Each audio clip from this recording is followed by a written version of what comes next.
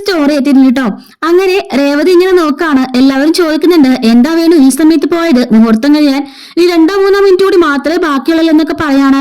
അത്രയ്ക്ക് അടുപ്പമുള്ള ഒരു സുഹൃത്താണ്, അതുകൊണ്ടാ പോയെന്നൊക്കെ പറഞ്ഞ് രേവതി അഡ്ജസ്റ്റ് ചെയ്യാണ്.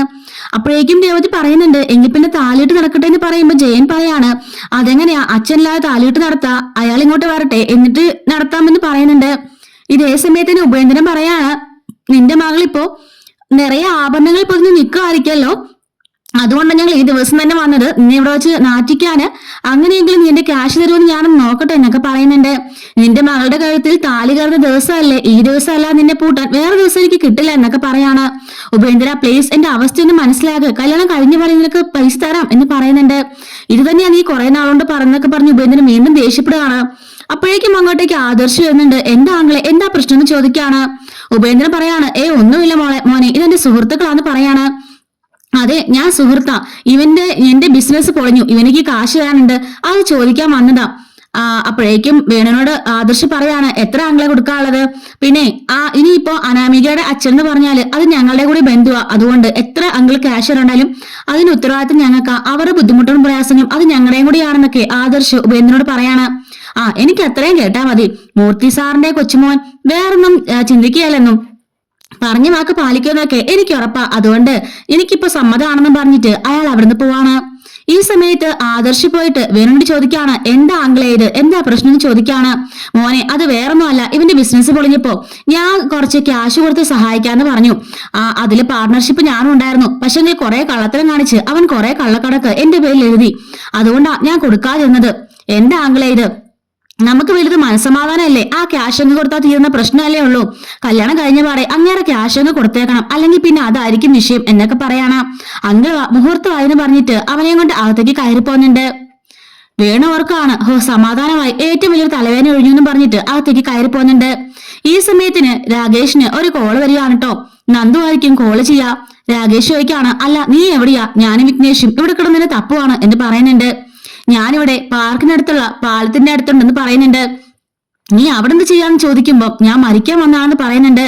എന്താ നന്ദു നീ എന്തൊക്കെയാ പറഞ്ഞെന്ന് ചോദിക്കാണ്. ഇല്ലടാ എനിക്ക് അവരുടെ കല്യാണം കാണാനുള്ള ത്രാണിയില്ല, അവരുടെ വിവാഹം കഴിഞ്ഞാലും എന്റെ പേരിലായിരിക്കും അവർ തമ്മിലുള്ള അടി, എനിക്ക് 2 വിവാഹം ഉണ്ടെന്ന് കൂടി പറഞ്ഞിട്ടുണ്ട്, അതുകൊണ്ട് എനിക്ക് പേടിയാ, ഇനി ഞാൻ അവരുടെ ജീവിതത്തിൽ ഒരു ബാധ്യതയായിട്ട് നിൽക്കില്ല, ഞാൻ പോവാണെന്ന് പറയുന്നുണ്ട്. ദേ നീ ബുദ്ധിമോശം ഒന്ന് കാണിക്കരുതെന്ന് പറയുമ്പോ ഗുഡ് ബൈ എന്നും പറഞ്ഞിട്ട് അവൾ ഫോണ് താഴെ കളയുന്നുണ്ട്. ഇതേ സമയം രാകേഷ് വിഘ്നേഷിനോട് പറയാണ് എടാ നീ ഇവിടെ തന്നെ കാണണം, അവളെ പുഴയിലേക്ക് ചാടിയെന്ന്. അയ്യോ എന്താടാ നീ പറഞ്ഞു ചോദിക്കുമ്പം അതെ അവളെ പുഴയിലേക്ക് ചാടി, നീ ഇവിടെ തന്നെ കാണണം, ആരോടും കാര്യങ്ങളൊന്നും പറയരുത്, ഞാൻ പോയി നോക്കിയിട്ട് വരാന്ന് പറഞ്ഞിട്ട് രാകേഷ് അപ്പൊ തന്നെ അവിടുന്ന് പോവാണ്. ഇതേ സമയം വിഘ്നേഷിനോട് വന്നിട്ട് ഗോവിന്ദൻ ചോദിക്കാണ് അല്ല മോനെ നന്ദു ഉടൻ ചോദിക്കുന്നുണ്ട്. അത് വിഘ്നേഷോട് അങ്ങാണ്ട് രാകേഷോട് സംസാരിച്ചോണ്ടിരിക്കുകയാണെന്ന് തോന്നുന്നു അങ്കിൾ എന്ന് പറയുന്നുണ്ട്. അവക്ക് പിന്നെ ഇതൊന്നും കാണാനുള്ള ത്രാണി ഉണ്ടായിരിക്കില്ലെങ്കിൽ അതാണെന്ന് പറയുമ്പോ അത് ശരിയാ, അവളെ ഒന്ന് ശ്രദ്ധിച്ചോണേ മോനെ എന്ന് പറയുന്നുണ്ട്. ശരി അങ്കിൾ എന്ന് പറയാണ്. ഈ രാകേഷ് അവിടെ ചെല്ലുന്നതിന് മുമ്പായിട്ട് തന്നെ നന്ദു എടുത്ത് ചാടുന്നു കേട്ടോ. ശരിക്കും നമ്മൾ ഈ ഒരു സീൻ ഉണ്ടാവുന്ന പ്രതീക്ഷിച്ചത് പോലും അല്ല, വല്ലാത്തൊരു ട്വിസ്റ്റ് പോയി. അങ്ങനെ നന്ദു പുഴയിലേക്ക് എടുത്ത് ചാടുന്നുണ്ട്. അപ്പോഴേക്കും രാകേശ്വരത്തിലേക്കും അവിടെ ആൾക്കാരൊക്കെ കൂടി നിൽക്കാണ്.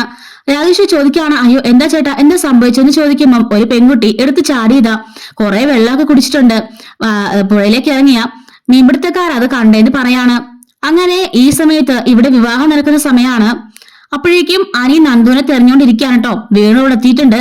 അപ്പോഴേക്കും അവൾ മനസ്സിൽ ഓർക്കാണ് ഇങ്ങേറിയ മന്ത്രവാദം എത്രയും പെട്ടെന്ന് താലി കെട്ടാനുള്ളതിന്, താലി കെട്ട് കഴിഞ്ഞാൽ എനിക്കൊരു മനസ്സമാധാനമുള്ളൂ, ഇനി ഞാൻ മുട്ടച്ചെങ്ങാനും കയറുമെന്ന് എന്തെങ്കിലും പ്രശ്നം ഉണ്ടാക്കിയാലോ, ഇങ്ങേറൊരു മന്ത്രവാദം എത്രയും പെട്ടെന്ന് വിവാഹം നടത്താനുള്ളതിന് എന്നൊക്കെ പറഞ്ഞ് അവളോട് ഇങ്ങനെ സംസാരിച്ചുകൊണ്ട് നിൽക്കായിരിക്കും.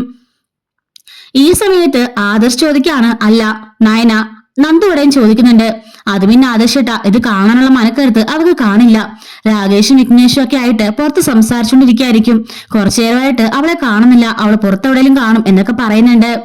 അതെ അവൾക്ക് ഇത് കാണാനുള്ള താടയുണ്ടായിരിക്കില്ല, പാവം അനിയുടെ ഇരിപ്പും കണ്ടില്ലേ, അവനെല്ലാം മരവിച്ചൊരവസ്ഥയിലാ അവനും ഇരിക്കുന്നത് എന്നൊക്കെ ആദർശ് പറയാണ്. അങ്ങനെ രാകേഷ് നോക്കുമ്പോഴേക്കും അവിടെ വന്ന് കൂടിയവരെല്ലാം കൂടി അവളുടെ വയറിൽ ഇങ്ങനെ പ്രസ് ചെയ്ത് വെള്ളമൊക്കെ കളയായിരിക്കും കേട്ടോ. അവള് ഒരുപാട് വെള്ളം കുടിക്കുന്നുണ്ട്. അങ്ങനെ അവിടുന്ന് രാകേഷ് അവളെ ഒരു വണ്ടിയിൽ കയറ്റി ഹോസ്പിറ്റലിലേക്ക് പറഞ്ഞയക്കുന്നുണ്ട്. അങ്ങനെ രാകേഷ് തിരിച്ച് മണ്ഡപത്തിലേക്ക് ഓടിച്ചില്ലാണ്. പക്ഷേ രാകേഷ് മണ്ഡപത്തിലേക്ക് എത്തുമ്പോഴേക്കും കാണുന്ന കാഴ്ച അനി ഒരു നിവൃത്തിയുമില്ലാതെ അനാമികയുടെ കഴുത്തിൽ താലി കെട്ടുന്നതാണ്. അങ്ങനെ എല്ലാവർക്കും ഭയങ്കര സന്തോഷമാവുന്നുണ്ട് കേട്ടോ. അനാമിക അവളുടെ താലി ഇങ്ങനെ മുറുക്കി കൊടുക്കുന്നുണ്ട്. ഈ സമയത്ത് ജാനകി പുച്ഛഭാവത്തിൽ നയനെ നോക്കുകയാണ്. നയനെയും വല്ലാത്തൊരു വിഷമത്തോടെ തന്നെ ജാനകിയെ നോക്കുന്നുണ്ട്. അങ്ങനെ അങ്ങോട്ടും ഇങ്ങോട്ടും പരസ്പരം മാലയൊക്കെ ചാർത്തി എല്ലാവരും നിൽക്കുകയാണ്. ഈ സമയത്ത് രാകേഷ് വിഘ്നേഷിനോട് പറയുന്നുണ്ട്, എടാ എല്ലാം കൈവിട്ടു പോയി, എന്താണെന്ന് ചോദിക്കുകയാണ്. എടാ അവള് പുഴയെ ചാടി ആത്മഹത്യക്ക് ശ്രമിച്ചു, നീ എന്താടായി പറഞ്ഞെന്ന് ചോദിക്കുമ്പോൾ അതേടാ ഞാൻ ചെന്നപ്പോഴേക്കും അവള് ചാടിക്കഴിഞ്ഞു, എന്നിട്ട് അവൾ എവിടെയും ചോദിക്കുകയാണ്. അവള് ഹോസ്പിറ്റലിലേക്ക് പോയിട്ടുണ്ട്, ഞാൻ ഇവിടെ കാര്യം പറയാൻ വന്ന നയനേച്ചോട് ഞാൻ ഈ കാര്യം പറയട്ടെ എന്ന് പറയാണ്. അങ്ങനെ നയനോട് പോയിട്ട് രാകേഷ് പറയാണ്, ചേച്ചി നന്ദു പുഴയിൽ ചാടിന്ന് പറയുമ്പോഴേക്കും അവള് ഷോക്കായി പോകുന്നുണ്ട്. എന്താണാ പറഞ്ഞേ? അതേ ചേച്ചി എന്നെ വിളിച്ചിട്ട് പറഞ്ഞു ഞാൻ ആത്മഹത്യ ചെയ്യാൻ പോവാണെന്ന്. ഞാൻ അവിടെ ചെന്നപ്പോഴേക്കും നന്ദു പുഴയിലേക്ക് എടുത്തു ചാടി. ഞാൻ അവളെ ഹോസ്പിറ്റലിലേക്ക് അയച്ചിട്ടാ ഇങ്ങോട്ടേക്ക് ഓടി വന്ന് ചേച്ചിയുടെ കാര്യം പറയാൻ. എന്തൊക്കെയാണോ നീ പറഞ്ഞു ചോദിക്കാണ്. അതേ ചേച്ചി സത്യ നമ്മുടെ നന്ദു ആത്മഹത്യക്ക് ശ്രമിച്ചു എന്ന് പറയുന്നുണ്ട്. അപ്പോഴേക്കും അവളോടൊന്ന് പൊട്ടിക്കരയുന്നുണ്ട്. അപ്പൊ ഇവരെ സംസാരം കേട്ടുകൊണ്ട് ആദർശ് അങ്ങോട്ടേക്ക് വരികയാണ്. എന്താ നായന എന്താ കാര്യം എന്ന് ചോദിക്കുമ്പോഴേക്കും ആദർശേട്ടാ അവളെ പുഴയിലേക്ക് എടുത്തു ചാടി എന്ന് പറയാണ്. എന്താ പറഞ്ഞേ? അതേ ആദർശേട്ടാ നന്ദു ആത്മഹത്യ ശ്രമിച്ചു, പുഴയിലേക്ക് എടുത്തിയാടി, രാകേഷാ പറഞ്ഞത്, അവളെ ഹോസ്പിറ്റലിലേക്ക് കൊണ്ടുപോയി പറയാണ്. നീ എന്തൊക്കെയാ പറഞ്ഞു ചോദിക്കുമ്പോൾ അതേ ആദർശയുടെ സത്യമാണെന്ന് പറയുന്നുണ്ട്. ആദർശം ശരിക്കും ഷോക്കാവുന്നുണ്ട്. ജയനോട് പോയിട്ട് ആദർശ് പറയാണ്, അച്ഛാ ഞങ്ങൾ ഇപ്പൊ വരാമെന്ന് പറഞ്ഞിട്ട് രാകേഷും നയനയും ആദർശും കൂടെ അവിടെ നിന്ന് ഇറങ്ങാണ്. അങ്ങനെ ആദർശും നയനയും കൂടെ കൂടിയിട്ട് അവരുടെ കാറിൽ ഹോസ്പിറ്റലിലേക്ക് പോവാണ്. പോകുന്ന വഴി ആദർശ് പറയാണ്, നന്ദുവിന്റെ മനസ്സിൽ അത്രത്തോളം ഉണ്ടായിരുന്നു അനി, അങ്ങനെ ചിന്തിക്കേണ്ടത്, അതുകൊണ്ടല്ലേ അവൾക്ക് ഇത് താങ്ങാൻ കഴിയാതിരുന്നത്. നയനെ പറയാണ്, അവള് ഇങ്ങനെ ചെയ്യുന്ന ഒരിക്കലും കരുതിയില്ല, അങ്ങനെയെങ്കിൽ ഞാൻ അവന്മാരോടൊന്ന് നോക്കാൻ പറഞ്ഞേനെ. ഞാൻ കരുതിയത് ആ ഒരു ബന്ധം കാണാനുള്ള കരുത്തില്ല, ആ താലികെട്ട് കാണാനുള്ള കരുത്തില്ലാതെ അവൾ എങ്ങോട്ടെങ്കിലും മാറി നിൽക്കാതിരിക്കുന്ന കരുതിയത്. പക്ഷെ അവൾ ഇങ്ങനെ ബുദ്ധിമോശം കാണിക്കുമെന്ന് ഞാനും കരുതിയില്ല ആദർശിട്ടാ എന്നൊക്കെ പറയുന്നുണ്ട്. എങ്ങനെയെങ്കിലും ഇവർ വിവാഹം നടത്തിയാൽ മതിയായിരുന്നു, അല്ലെങ്കിൽ ഇത്രയും പ്രശ്നം ഉണ്ടായില്ലായിരുന്നു. നന്ദു നല്ല ബോൾഡായ കുട്ടിയല്ലേ, പിന്നെന്താ ഇങ്ങനെ ചെന്ന് ചോദിക്കാണ്. ആദർശേട്ടന് അവളെ അറിയാൻ പറഞ്ഞാട്ടാ, അവളെ സ്നേഹിക്കുന്നവർക്ക് വേണ്ടി അവൾ മരിക്കാനും തയ്യാറാ. ഞങ്ങളെയൊക്കെ ആരെങ്കിലും എന്ന് പറഞ്ഞാല് പരിസരം പോലും മറന്ന് ആരാണെന്ന് പോലും നോക്കാതെ അവളെ ഇടിച്ച് പപ്പടമാക്കും. അതാ സ്വഭാവം. പാവം, സ്നേഹിക്കാനുള്ള മനസ്സ് മാത്രമേ ഉള്ളൂ. ഈ പുറമേ കാണുന്ന ബോൾഡേഴ്സ് ഒക്കെ ഉള്ളൂ, അകം പഞ്ചപാവ എന്നൊക്കെ പറയുന്നുണ്ട്. അങ്ങനെ ഇതേ സമയത്ത് തന്നെ പുരോഹിതൻ ആ മണ്ഡപത്തിലേക്ക് വരികയാണ്. അപ്പോഴേക്കും ഇവിടെ മാറിക്കൊടുക്കുന്നുണ്ട്, സ്വാമി ഇവിടെ ഇരുന്നു പറഞ്ഞിട്ട്. അങ്ങനെ പുരോഹിതനോട് വന്നിട്ട് ആലോചിക്കാണ്, ഈശ്വര ഞാൻ കുറച്ച് വൈകിപ്പോയല്ലോ, ഒരിക്കലും നടക്കാൻ പാടില്ലാത്ത ബന്ധമായിരുന്നു ഇത്, നടന്നു പോയല്ലോ എന്നൊക്കെ ആലോചിച്ചുകൊണ്ട് അയാളും അവിടെ ഇങ്ങനെ ഇരിക്കുന്നുണ്ട്. ഈ സമയത്ത് അങ്ങോട്ടും ഇങ്ങോട്ടും കൈപിടിച്ചു കൊടുക്കലും പൂമാല ചാർത്തലും അങ്ങനെയൊക്കെയുള്ള ചടങ്ങുകളൊക്കെ നടന്നുകൊണ്ടിരിക്കുകയാണ്. അപ്പോഴേക്കും കനകവും ഗോവിന്ദനും ഇങ്ങനെ ആലോചിക്കാണ്, നന്ദി എവിടെയെന്ന്. ഇങ്ങനെ നയനെ പോകുന്ന കാണുമ്പോഴേക്കും കനകത്തിന്റെ മനസ്സിൽ ചെറിയൊരു പേടിയൊക്കെ ആവുന്നുണ്ട് കേട്ടോ. അങ്ങനെ ആദർശം നയനങ്ങൾ കൂടിയിട്ട് ഹോസ്പിറ്റലിലേക്ക് ചെല്ലാണ്. ഡോക്ടർ ഇപ്പൊ ഇവിടെ ഒരു സൂയിസൈഡ് കേസ് ഇടുന്ന കുട്ടി, ആ കുട്ടിക്ക് എന്ത് സംഭവിച്ചെന്ന് ചോദിക്കാണ്. അല്ല ആദർശേ, അത് നിങ്ങളുടെ ആളാന്ന് ചോദിക്കുമ്പം എന്റെ വൈഫിന്റെ അനിയത്തിയാണെന്ന് പറയുന്നുണ്ട്. എന്ത് ബുദ്ധിമോശം ആ കുട്ടി കാണിച്ചത്, ഏതോ തോണിക്കാരെങ്ങാണ്ട് കണ്ട എടുത്തുകൊണ്ട് വന്നെന്ന് പറയുന്നുണ്ട്.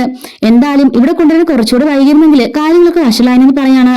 എന്താ സാർ ഇപ്പത്തെ കണ്ടീഷൻ ചോദിക്കുമ്പം ഒരുപാട് വെള്ളം കുടിച്ചിട്ടുണ്ട്, അതുപോലെ തന്നെ ചെളിയും ഉള്ളിലുണ്ടെന്ന് പറയുന്നുണ്ട്, അതുകൊണ്ട് കുറച്ച് ക്രിട്ടിക്കലാ, എന്താണെന്നൊക്കെ പറയാൻ ഇപ്പൊ സാധിക്കില്ല, കുറച്ചുകൂടെ കഴിയട്ടെ എന്ന് പറയാണ്.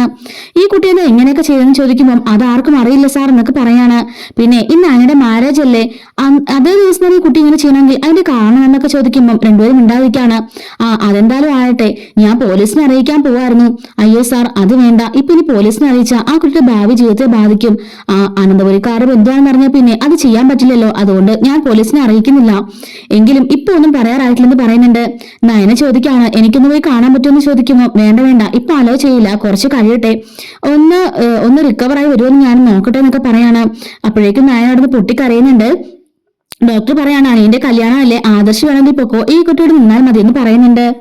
ആദർശ് പറയാണ്, ഇല്ല ഡോക്ടർ, എന്താണെന്ന് അറിഞ്ഞിട്ട് ഞാൻ പോകുന്നുള്ളൂ, അതുകൊണ്ട് ഞാൻ ഇവിടെ തന്നെ നിന്നോളാന്ന് പറഞ്ഞിട്ട് അവളെ ഇങ്ങനെ ആശ്വസിപ്പിച്ച് നിൽക്കുകയാണ്. ഈ സമയത്ത് നന്ദുവിനെ നമുക്ക് കാണിക്കുന്നുണ്ട്. നന്ദുവിനെ ഓക്സിജനൊക്കെ കൊടുത്തിങ്ങനെ കിടത്തിയിരിക്കുകയാണ്, അവൾക്ക് ബോധമൊന്നുമില്ല. ഈ സമയത്ത് നയനെ പൊട്ടിക്കറിയുന്നുണ്ട്. എങ്കിലും ആദർശേട്ടാ അവൾ ഇങ്ങനെ ചെയ്തല്ലോ എന്ന് പറയാണ്. നീ വിഷമിക്കാതിരിക്കുക, അവളെ ഈശ്വരൻ കൈവിടില്ല എന്നൊക്കെ പറഞ്ഞ് ആദർശ് സമാധാനിപ്പിക്കുന്നുണ്ട്. ഇത്രത്തോളം അനി അവളെ സ്നേഹിച്ചിരുന്നായിരുന്നാണ് അർത്ഥം. അനിയും അവളെ ഒരുപാട് സ്നേഹിക്കുന്നുണ്ട്. രണ്ടുപേരും തമ്മിലായിരുന്നു നമ്മൾ കൂട്ടിച്ചേർക്കേണ്ടത്. ഈ അവസാന നിമിഷം ആയപ്പോയില്ല എന്നൊക്കെ പറഞ്ഞ് രണ്ടുപേരും സംസാരിച്ചുകൊണ്ട് നിൽക്കുക.